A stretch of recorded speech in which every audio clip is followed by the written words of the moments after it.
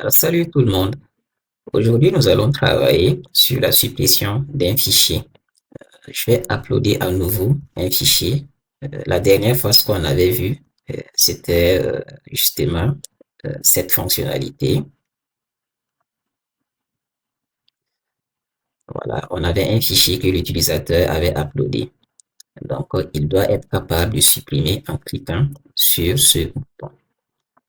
Donc, ce qu'on va faire, lorsque l'utilisateur va cliquer sur cette icône, on va afficher une boîte de dialogue pour dire à l'utilisateur de confirmer s'il veut supprimer. Pour ce faire, vous venez sur Visitor Screen, à la cliquer, ajouter un conteneur vertical, prenez Layout, Vertical Container, on va le placer, si j'arrive à le placer, et faites le conteneur, cliquez dessus, venez dans son paramètre là, faites un fil et mettez, changez, mettez ça. Sur ce conteneur, cliquez encore et faites Insert. On va rajouter un simple conteneur. Cliquez sur ce conteneur, venez ici, son Hey. On va dire parent Hey, aussi pour son width, parent, qu'est-ce que je mets? Parent width. Maintenant, sur ce conteneur, voilà, vous pouvez cliquer ici, vous cliquez sur Insert. On va rajouter un texte. Mais par contre, j'oubliais, on va changer, cliquez encore sur le conteneur ici. On va changer en fait la couleur de son background. Venez à droite, cliquez ici et prenez ça.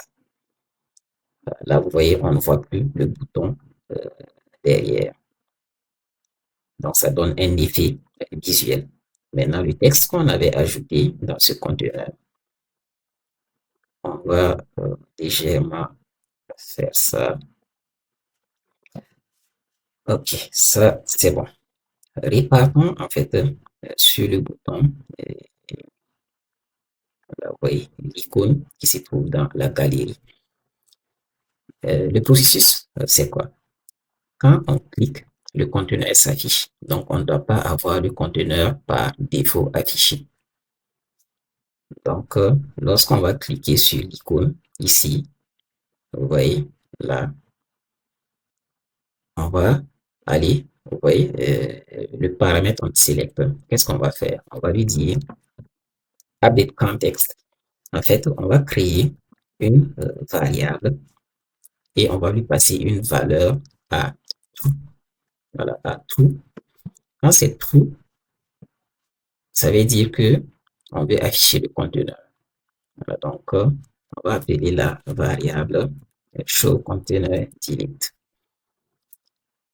Maintenant, on va lui passer la valeur true.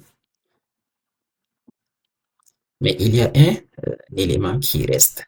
Vous voyez, imaginez que vous ayez plusieurs fichiers. Comment vous allez savoir lequel vous allez supprimer? Donc, en affichant le conteneur, on va lui passer une information qui permet de savoir c'est quel fichier. Vous voyez, la galerie vous permet d'obtenir l'information grâce à 10 items. Donc, pour une galerie, vous avez des items. Sur chaque ligne, vous avez 10 items qui fait référence à un item. Donc, quand vous cliquez ici, vous avez un 10 items. Si vous aviez un deuxième fichier, si vous cliquez, vous allez avoir son 10 items. Donc, on va dire, ok, on va créer aussi, voilà, une variable et on va dire current, pardon, qu'est-ce que j'ai mis? Selected file. et on lui passe 10 items, simplement. Voilà. Donc, on a nos deux variables. Maintenant, on va copier show container delete. On copie ça. Et qu'est-ce qu'on fait? On va venir au niveau de notre conteneur. On clique dessus. Vous prenez son paramètre visible et changez ça ici. Vous voyez qu'il a disparu. Maintenant, il y a un élément à prendre en compte. Au moment de charger l'écran, on ne veut pas avoir aussi le conteneur qui s'affiche. Donc, on va aller, on clique sur visiteur, visiteur screen, sur son paramètre on visible. On va dire, donc déjà même ici, on va créer ce paramètre. Voilà, vous mettez show container delete et vous dites false. Voilà, pourquoi on fait ça? Et je pense même, et on va ajouter current selected file, on dit blank. Voilà. Donc, au moment même de charger l'écran, on crée ces deux variables. Lui, on lui donne false et lui, on le met à vide. Ensuite, ici, je crois que c'est bon. Quand on clique, lui, on le met à true. On passe les informations du fichier sur lequel on a sélectionné. Maintenant, on vient le conteneur, le texte. On va cliquer sur le texte qu'on avait mis dans le conteneur. On va dire voulez-vous supprimer le fichier et on dit current selected file point et vous mettez ça. Maintenant, cliquez sur le conteneur vertical. On va ajouter, ou plutôt cliquer voilà, ici. On va ajouter un autre conteneur, cette fois-ci horizontal. Prenez horizontal container. On va faire ça. Cliquez sur ce conteneur horizontal. Faites insert. Mettez bouton. Cliquez toujours sur le conteneur horizontal. Une fois de plus, faites insert et bouton. On va mettre ces deux boutons. En fait, là, c'est pas bon, on ne voit pas. Je vais cliquer sur le conteneur vertical ici. Je vais, pour le moment, je vais juste commenter ça et je vais mettre tout. C'est pour qu'on puisse voir. Voilà. Là, je reviens. Le conteneur ici, voilà, qui est horizontal. Cliquez dessus. Venez à droite. Cliquez sur ça. On va faire justify horizontal. Maintenant, au niveau du gap, on va dire espace tous les éléments qui sont contenus dedans à 20 et faites entrer. Cliquez ici pour renommer le nom. Moi, je vais le renommer à entrée. Lui, je clique dessus et je dis valider. Voilà. Maintenant, venez à droite. On va changer le label. Faites entrer. Cliquez à nouveau ici. Venez encore à droite et voilà. Et c'est bon. Maintenant, cliquez sur ce conteneur-là. Faites insert. On va rajouter une icône. On va prendre classic icon. Et cherche dismiss. Cancel. Voilà, je prends cancel. Je vais glisser, déposer quelque part là.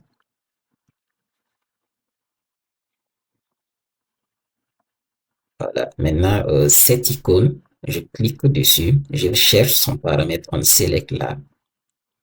Quand on clique, je fais update context, je mets à jour le nom de la variable show container delete à false.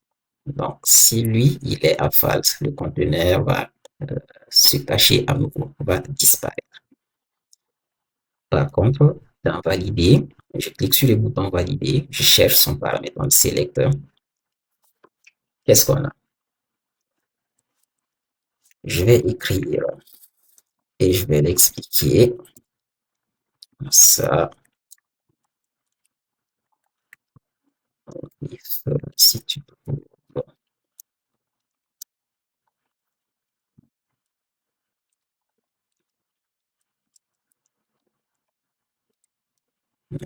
qu'est-ce qu'on va faire?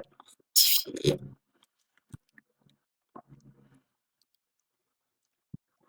Dire,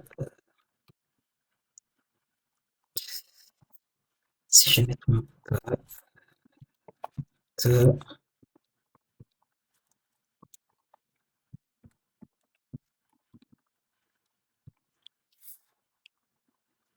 c'est ça. Et le type, c'est Notify. Je les viens. Je fais ça.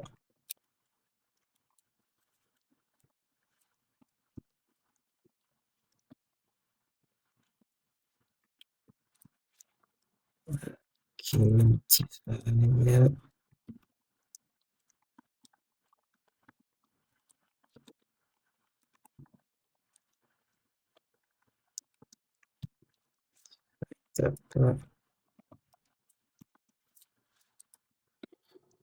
Voilà, je vais agrandir l'éditeur de code.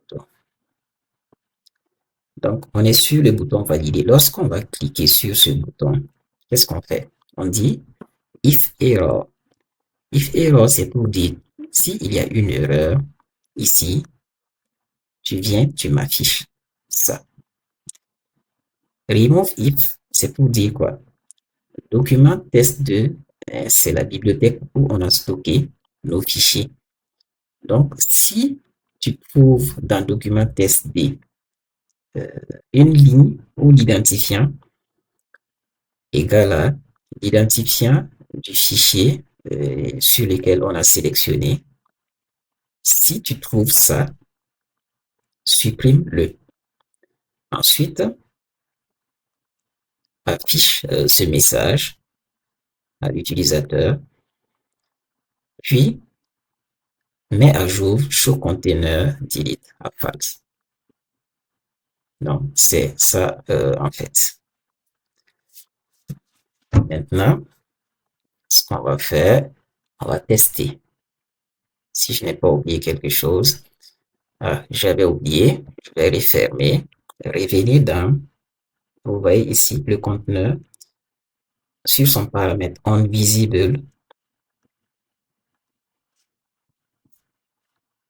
on va remettre ça et on relance. Ici, on clique, ça s'affiche. On va annuler pour voir est-ce que là, il ne fait rien. Je vais refermer, repartir sur le bouton annuler. Sur le paramètre on select, j'ai oublié en fait de, désolé pour ça.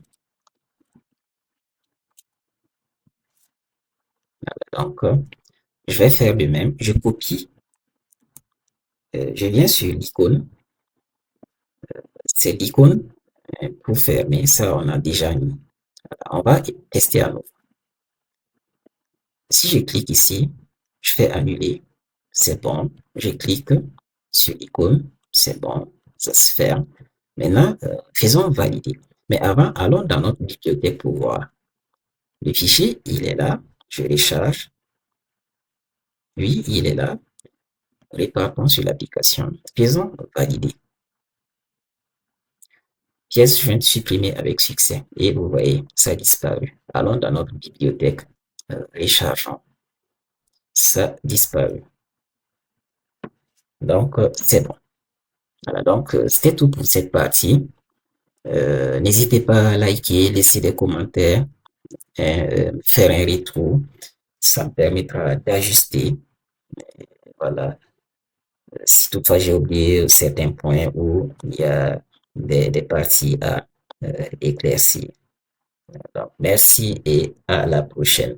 Et justement, prochainement, ça va être sur l'écran pour un utilisateur qui a un rôle admin.